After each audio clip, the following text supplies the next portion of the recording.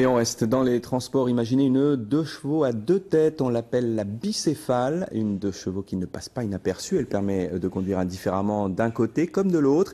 Elle a servi dans les années 50 aux pompiers varois dans la lutte contre les feux de forêt.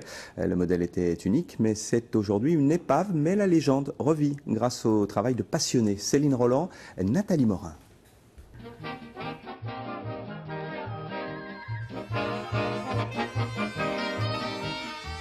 Rien ne permet de la dissocier de sa grande sœur dans les années 50.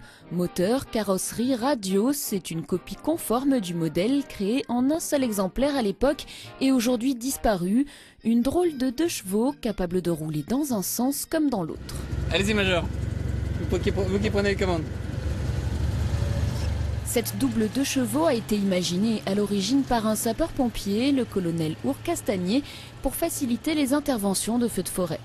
Ces équipes se retrouvaient coincées dans des chemins au milieu de la montagne des morts et n'avaient pas la possibilité de faire demi-tour. Il a lui-même vécu dans les années 50 un problème assez embêtant où il était coincé, il était obligé de faire 4 km en marche arrière avec son assistant qui le guidait. Donc il a imaginé ce véhicule-là qui a été en service de 1955 à 1971, donc une longue carrière.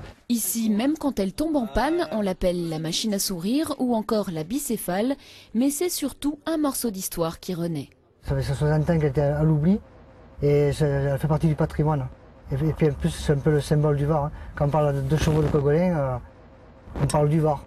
Et le Var est très connu pour ses feux de forêt, pour ses véhicules un peu particuliers. Difficile de passer inaperçu au volant de cet engin et pourtant c'est à l'arrêt qu'il fera le plus gros de sa carrière. Il deviendra bientôt l'emblème du musée des pompiers du Var actuellement en projet.